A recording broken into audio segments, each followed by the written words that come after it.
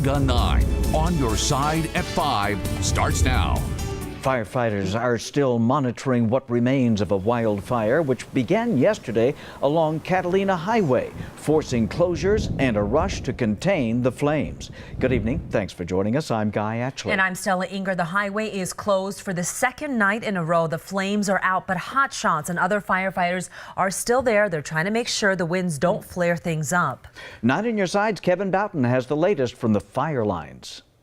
Crews will remain on scene tonight to make sure this fire doesn't flame back up. Look, you can see and even hear how dry the mountain is right now. They believe the fire started in grass like this and then zipped up the canyon walls. Hotshot crews monitoring steep, rocky canyon terrain after the Molino fire charred roughly 50 acres Tuesday afternoon. Flames were fueled by dry grass and brush and fanned by the wind. It doubled in size in just a few hours. So if you have really dry grass here that's pretty high, you get a spark started in this dry grass, and then in theory it could climb up into these lower branches and then up into the crown of a tree. Certainly the more dry that these ladder fuels are, the more potential there is for that to happen. Coronado National Forest spokesperson Giselle Cohn says because there wasn't lightning in the area yesterday, it's likely this was caused by humans. And anything that can cause a spark, so campfires or target shooting or dragging chains can all ignite a wildfire very quickly. In all, 125 firefighters attacked the flames from the ground and the sky. Another fight in their now constant battle against wildfires. Cooler nighttime temperatures last night helped firefighters get a handle on this one, but they are in for a potentially long and very busy season. There has been a fire somewhere in the Coronado National Forest every month this year so far. Kevin Boughton, KGUN 9 on your side. And we do have some updated news. We were just informed that the road up to Mount Lemmon just reopened, but firefighters still are searching for the person who may have sparked this fire. The state plans to release its official forecast and prediction for wildfire season in Phoenix next week. This morning, a fire destroyed an Avra Valley mobile home. These are photos of the damage. The walls scorched. Electrical problems inside the home caused the fire. Nobody was home at the time. Fire teams say the home is a total loss. In Glendale, an overnight fire killed a family of 4. Officials say it appears that the family tried to escape. The mother and 2 boys were found first. A teen girl was found later in the rubble. Fire crews are working to determine the cause of this fire. The weather is starting to dry. Winds are kicking. Yeah, so this is kind of the time of the year where we got to be careful with these fires out there, especially if you're smoking a cigarette. Well, you know, like Kevin said, we have had wildfires in every single month of the year. So really now we have to look at fire season as though it runs all year long. Typically, we would think about April as that month because that's when we start to dry out, warm up, and that wind picks up. Some good news for firefighters right now. That wind is not terribly strong. That part of our forecast looking okay. We do see clear skies, so no rain here on the horizon. 84 degrees right now at Tucson's airport. Wind is from the north, sustained 10 miles per hour. Humidity, though, is very low. That's one of those measurements of moisture in the air, and we're not seeing a whole lot that would help to slow down that fire as the fuel gets more moist. 86 degrees our high in Tucson so far today, 79 Wilcox, 76 Sierra Vista, and 84 in Nogales. Tomorrow, though, we will jump to 89. And the more we warm up, the faster that fuel for the fires will dry out. We'll be even warmer as we kick off spring fling this weekend. That's coming up. Thanks, Aaron. 5 years ago, a little girl was reported missing in Tucson. The disappearance of Isabel Celis sparked a massive search, and a few days ago, it came to a devastating end. Isabel's remains were found in Pima County, and tonight a candlelight vigil is being held in her honor, and that's where we find 9 Your Side's Whitney Clark. And Whitney, so many of us here in the community just held on to that hope that maybe she would be found alive. Well, that's right, Stella, and we're here tonight in front of the library in downtown Tucson, where just behind us here, people have been setting up for the candlelight vigil later this evening. I spoke to one of the organizers who says this vigil is an effort to show support for the Celis family and honor the life of Isabel Celis. She was just 6 years old when her dad reported her missing from these family's home in Tucson. Now, hundreds of volunteers spent hours looking for her over the years. The case went nationwide even worldwide. Now, the vigil tonight is not associated with the Celis family, but there will be a guest book here for people to sign that they're hoping to give to the family. The Celis family did release a statement last week through the Tucson Medical Center saying, "We want to thank the community for the support they have continued to show for Isa over the years and for refusing to give up hope. Now is our time to mourn. We ask for our privacy during this time so that we can do that." The vigil starts this evening at 6:30 and everyone in the community is welcome. Guy, Stella. Whitney, thank you. Listen up, a familiar phone scam is back and police want you to be aware so you do not get duped. So here is how the scam works. You get a call from an unknown number. The caller pretends to be a family member in trouble. A second person then takes the phone and says they kidnapped that family member. Can you imagine this? They demand a ransom to be paid. So here is what police say you should focus on. They say that these scammers focus on your emotion. So they're asking that you slow things down. Call the family member directly. Ask questions only the real family member would know. You can report any scams to the Federal Trade Commission. A Scottsdale company wants to provide body cameras for all police officers across the country. And this morning, the company announced it's changing its name from Taser to Axon. The changes comes with an announcement that they're going to be offering free technology to police departments for 1 year. The company's CEO says the goal is to keep our communities safe. Their technology will reduce the need for paperwork by storing information like videos in the cloud. Here is their offer. 1 body camera per officer, digital evidence data storage, 2 mounts per officer, docking station to upload the footage, and access to their online training library. Some changes at the White House. President Trump removing Steve Bannon from the National Security Council. Officials say this is a diminishing move for Bannon, but an empowering move for National Security Advisor Lieutenant General H.R. McMaster. Bannon will still be allowed to attend any meeting where his expertise is needed. One official says Bannon was on the National Security Council only to keep an eye on former National Security Advisor Michael Flynn. President Trump's plan to build a border wall from sea to sea has hit a wall today. Homeland Security Secretary John Kelly told the committee the president has given him the authority to protect the border by any means necessary. He says he now has the liberty to be strategic in protecting the border. The president knows that I'm looking at every variation on the theme, and I have no doubt when I go back to him and say, you know, boss, wall makes sense here, fencing, high-tech fencing makes sense over here, technology makes sense over here. I have no doubt that he will go tell me to do it. Border crossings across the nation have hit a 17-year low. Coming up at 10, 9 on your side's Priscilla Casper speaks with local border agents about the biggest changes they've seen. Today, President Trump spoke out about the deadly chemical attack in Syria. Just yesterday, at least 70 people were killed, including women and children. This happened in a rebel-held part of the country. Today, the president did not say what he will do, if anything, but said the attack crossed many lines. When you kill innocent children, innocent babies, little babies, with a chemical gas that is so lethal, people were shocked to hear what gas it was. That crosses many, many lines, beyond the red line, many, many lines. Activists are blaming Syrian President Bashar al-Assad, while the Syrian military blames it on the rebels. President Trump welcomed King Abdullah of Jordan to Washington today. There they are together. The two discussed the international war on terror. The king has been a leader in calling for a plan to defeat ISIS once and for all, and I'm with you on that. We're both leaders on that, believe me. That's what we speak about today, and that is what we are going to do. And it'll be a shorter fight than a lot of people are thinking about, believe me. We've made tremendous strides, as we discussed. Meanwhile, the First Lady Melania Trump and the Queen of Jordan spent the day at an elementary school in Washington. Senator John McCain says a dark day may be coming for the Senate. Senate Republicans are looking to invoke the nuclear option to change the rules for the Supreme Court nomination and instead pass Judge Neil Gorsuch on a simple majority vote. McCain slammed his fellow Republicans, saying in part, after 200 years, at least 100 years of this tradition where the Senate has functioned pretty well, they think it would be a good idea to blow it up. Idiot? No. Whoever said that is a stupid idiot. Fox News host Bill O'Reilly has a major supporter in his corner, President Donald Trump.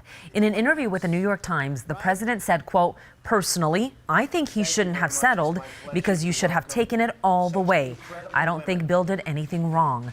O'Reilly, Fox News, and 21st Century Fox paid $13 million in settlements to 5 women who accused him of sexual harassment or verbal abuse. More than 20 companies have pulled their advertising from the O'Reilly factor. Still to come, looks like pay less can't pay any more. Which Tucson locations are closing their doors, and we'll tell you why. Plus, Panera goes private, but for one heck of a price tag. Just how much it will cost this popular investment firm next. You're watching KGUN 9 on your side.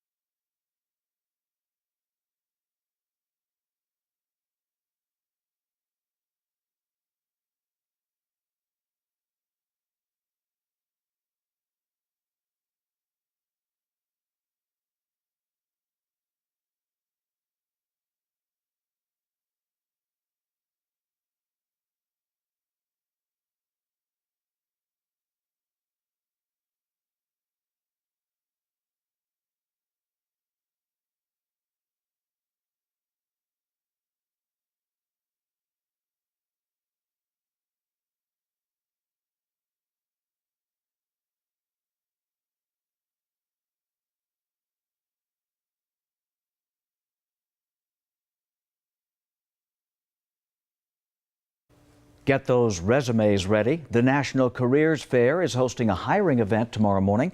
The event is at the Hilton Tucson, Broadway near Pantano, 11 to 2. Employers will be there to conduct on-site interviews. Also, the American Red Cross will host the state's largest blood drive at Eastern Arizona College in Thatcher. That will go 9:30 to 4:30. This event is part of the National Cesar Chavez Blood Drive Challenge, a competition between colleges across the nation. Panera is under new ownership in a deal that will cost them billions of dollars. JAB, the investment firm that controls Krispy Kreme, says it has agreed to buy Panera Bread and make it a private company. The deal is worth more than, get this, $7 billion. The firm says Panera's current executive team will remain after the deal is finalized.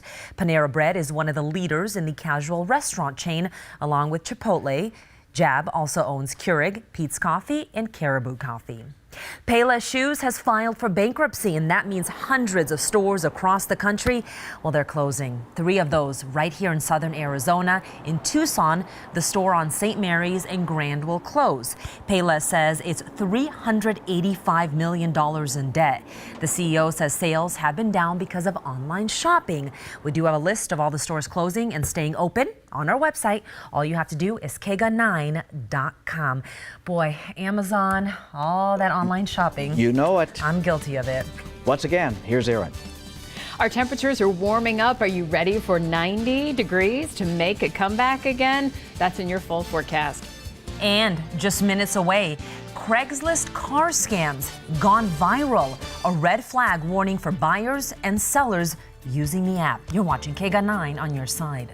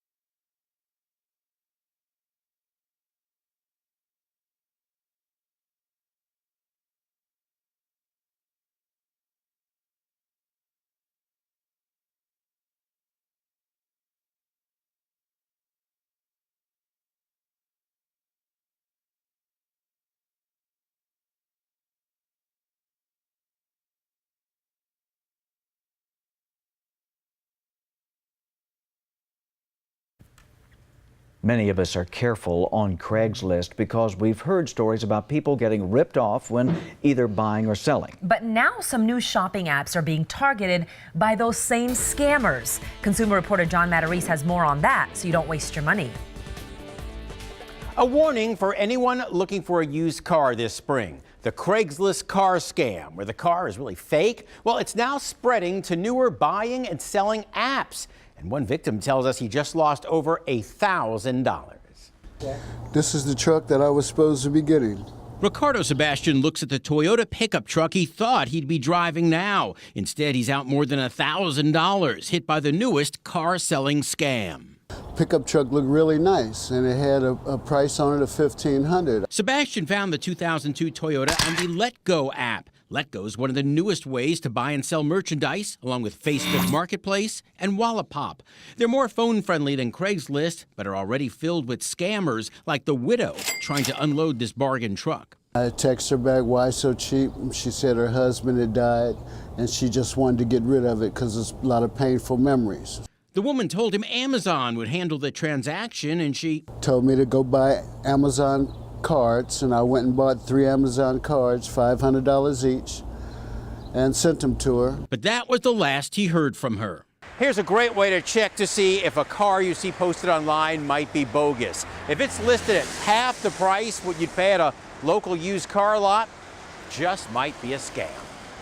So don't let this happen to you. Beware used cars well below Blue Book value. Beware cars that you can't see in person. Beware sellers who want to deposit by Western Union or untraceable gift cards. Ricardo emailed Amazon for help, but It informed me that it was a scam. as for the Tacoma truck, it's still for sale on the Let Go app in more than a dozen different cities from a dozen different sellers. We contacted Amazon to see if there's any way to reverse those gift cards, but typically when the money's gone, it's gone. Meantime, to protect yourself, never buy a car without seeing it and test driving it so you don't waste your money. I'm John Medeiros, KGUN 9 on your side. Gun 9 on your side first warning weather with Chief Meteorologist Aaron Christensen. I'll take it away, Aaron. Well, we're looking at mostly clear skies here at Broadway and Houghton. That's at Case Park on the east side and overlooking Sabino Canyon. Those clear skies mean really dry air for our firefighters, and we do have warmer temperatures on the way too. That is not good news. Humidity at 8%. A little bit of good news though for the firefighters and those hot shot crews. Our wind is not nearly as strong as what it was yesterday.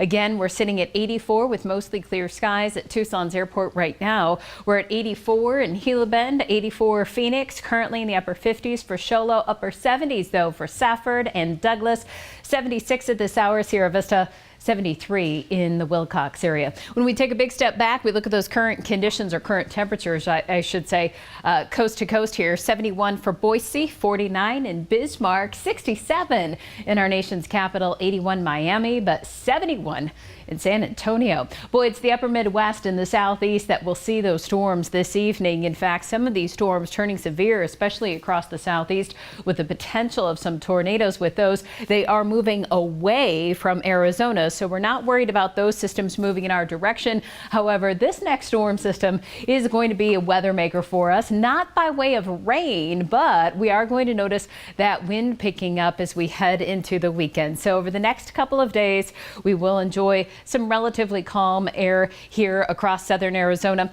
50 degrees overnight, mostly clear for Tucson. That will put our overnight lows pretty darn close to normal for us. Wind from the south-southeast sustained at 8 to 11 miles per hour. A further breakdown of your night, again, mostly clear at 11 o'clock, 60 degrees. We'll be down to 58 at midnight. Early morning, 1 a.m., 56. Just about 50 degrees by 3 o'clock and 4 a.m. down to that overnight/morning low of 48. And then we'll warm to 89 by the afternoon. So another big jump in our temperatures. We'll be kissing 90. Maybe we'll even eke out that 90-degree mark. If we're not there tomorrow, we certainly will be by our Friday. And that 89 puts us almost 10 degrees above the norm. Across Cochise County tomorrow, Wilcox, Bowie at 84, 84 for Douglas, as well as Tombstone, 77 though for Bisbee, 71 Sierra Vista, 83 for Sonoyta, 91 in Marana.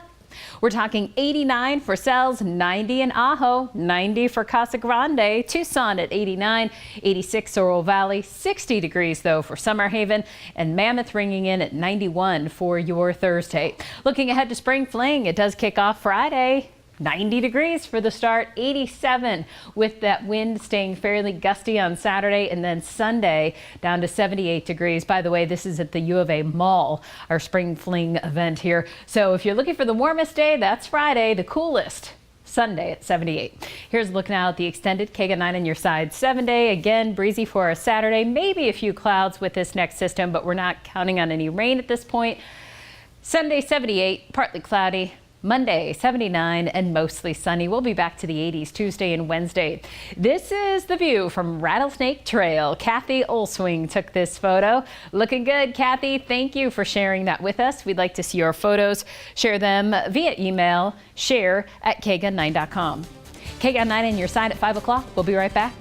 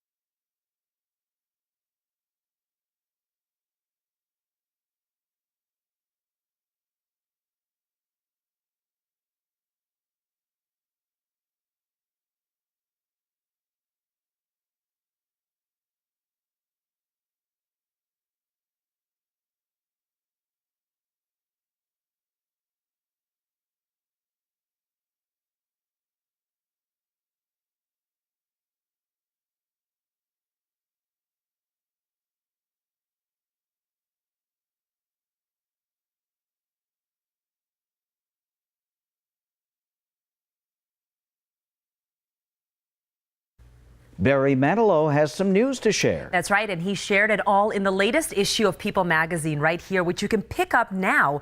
Manilow revealed he is gay, and in 2014 he married his longtime manager, Gary Keith, who he's been with for 39 years. The 73-year-old singer says he kept his private life a secret because he thought it would disappoint his fans.